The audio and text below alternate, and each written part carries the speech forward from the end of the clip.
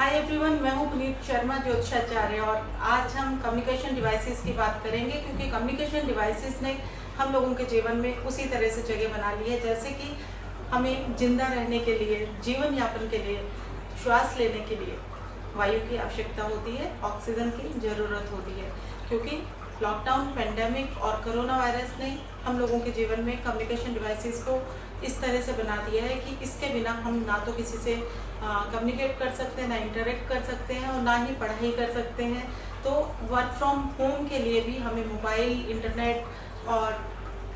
Laptop इन devices से ही जुड़ना पड़ता है। और ईमेल हो या व्हाट्सएप हो या जूम के ऊपर हम लोगों की मीटिंग्स होती हैं, तो जो भी है हम लोग आज कनेक्टिविटी के लिए इसी के ऊपर आश्रित हैं। सबसे ज़्यादा बच्चों की जब ये आयु चल रही है जिसमें कि उन्हें अपने विज़न के ऊपर ध्यान देना है, तो कैसे हम इनकी जो रेज होती हैं, जो हानिकारक रेज होती हैं, उनसे अपनी आइज़ की रक्षा कर पाएंगे, सुरक्षा कर पाएंगे। तो उस प्रोटेक्शन के बाद हम ज्योतिषीय दृष्टिकोण से आज करेंगे। आप लोगों को बताऊंगी कि क्या ऐसे कौन से ऐसे कारण होते हैं जिससे कि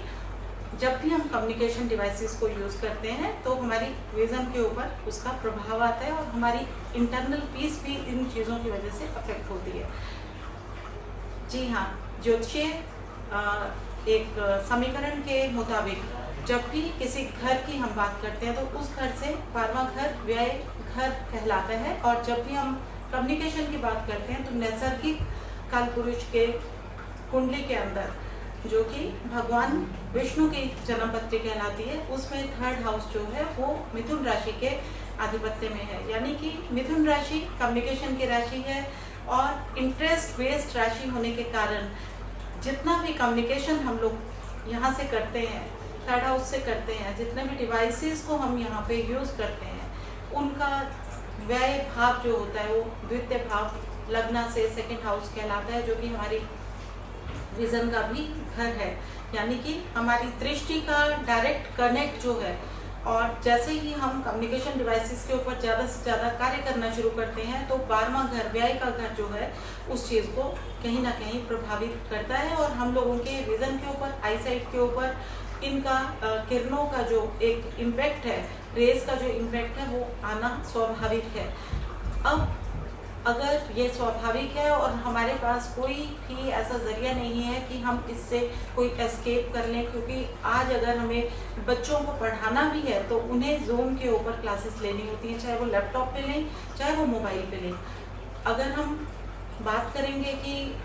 घर से बैठ के अगर हमें बाहर कनेक्ट होना है, मेल करना है, व्हाट्सएप करना है, तो नेचुरली हम लोगों को जो भी लैपटॉप के ज़रिए या मोबाइल के ज़रिए जो भी रेस हम लोगों तक पहुंचती हैं, उनकी प्रोटेक्शन बहुत ज़्यादा ज़रूरी हो जाती है। उसी के संदर्भ में ये बात बहुत ज़्यादा सोचने की भी है, विचारणीय भी है कि कौन सी ऐसी रेमेडीज़ हैं जिनको, क्योंकि ये इसका तो और कोई विकल्प है नहीं, इसे तो हमें यूज़ करना ही है। तो ऐसा कौन सा विकल्प है जो कि हम अपने बच्चों की प्रोटेक्शन के लिए यूज़ कर सकते हैं। तो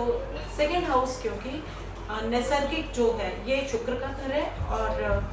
वीनस से रिलेट करते हुए जो रेमेडीज़ हैं वो मैं आज आप लोगों से शेयर करूंगी। और इन्हें करने के बाद में आप महसूस करेंगे कि आपके बच्चों के अंदर जो उनकी आईसाइट और विज़न को लेके जो एक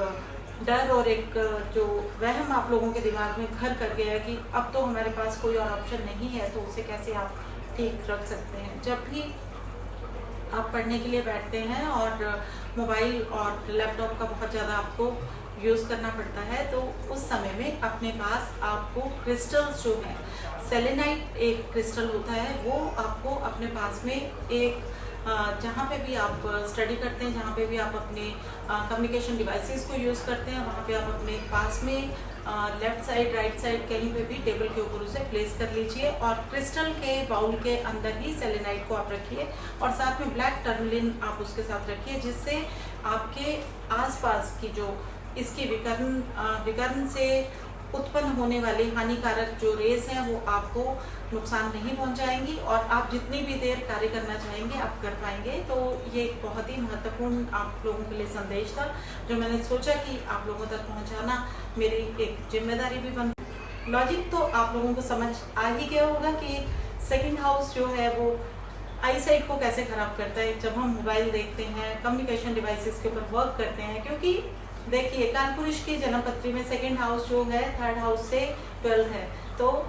यही एक लॉजिक है, यही एक तर्क है। और अब हमें सेकंड हाउस की जो डायरेक्शन है नॉर्थ वेस्ट की डायरेक्शन, वहाँ पे क्या क्या चीज़ें ऐसी करनी चाहिए जिससे कि आपकी आई साइट, आपका विजन स्वस्थ रहे, ठीक रहे। और जैसे मैंने आपको सेलेनाइट और ब्लैक टर्मलिन के बारे में बताया, ऐसे ही मैं आप लोगों को बताऊंगी कि चंद्र यंत्र जो होता है उसे आप अभिमंत्रित हम लोगों से करवा के मंगवा सकते हैं। ऑन ऑर्डर हमें कांटेक्ट कीजिए, बताइए अपने बच्चे का नाम, उसकी डेट ऑफ बर्थ, तो हम आपके लिए आपके बच्चे के डेट ऑफ बर्थ, उसके नेम के हिसाब से चार्ज करके, एनर्जाइज करके आपको चंद्र यंत्र प्रोवाइड करेंगे। और चंद्र यंत्र को आप नॉर्थ वेस्ट डायरेक्शन में लगाइए जिससे कि बच्चे की आई साइट ठीक रहे। सेलेनाइट एंड ब्लैक टर्मलिन को नेगेटिव एनर्जीज को रिमूव करने के लिए सबसे बढ़िया स्टोन्स भी कहा जाता है। और साथ में जितने भी विकर्ण जो जिस रेडिएशन जितने भी तरह के होते हैं उनसे भी हमारी प्रोटेक्शन करता है। इसीलिए सेलेनाइट को हम लोग आपके बच्चे के लिए चार्ज करके देते हैं। और अगर आप चाहते हैं कि आप, जरूरी नहीं कि बच्चों के लिए, कोई भी इंसान जो अपने वर्क प्लेस के ऊपर ज़्यादा से ज़्यादा आश्रित रहता है, लैपटॉप के ऊपर, कम्युनिकेशन डिवाइसेस के ऊपर, मोबाइल के ऊपर, उन लोगों को अपने आई साइट के लिए, विज़न के लिए सेलेनाइट को जरूर अपने आसपास रखना चाहिए। आप लोगों को उम्मीद है, आशा करती हूँ कि ये वीडियो बहुत ज़्यादा उपयोगी लगे, लाभकारी लगे। आप इसे शेयर कीजिए, ज़्यादा से ज़्यादा लोगों तक ये जानकारी पहुँचाइए ताकि उन्हें भी लाभ हो। और क्योंकि आज जो आधुनिकीकरण के युग में, पेंडेमिक के काल में और कोरोना वायरस की जो परिस्थितियों ने हम लोगों को घरों के अंदर बंद कर दिया है, तो हम मजबूर भी हैं क्योंकि यही एक जरिया है कनेक्टिविटी का, इंटरेक्ट करने का और पढ़ाई करने का। तो इस पे आश्रित होना अब हम लोगों की मजबूरी ही नहीं, हम लोगों की ज़रूरत भी है। तो आप लोगों के लिए सब कुछ शुभ हो, इसी कामना से नए नए वीडियो लेके, नए नए आइडियाज़ लेके मैं आप लोगों से रूबरू होती हूँ। धन्यवाद।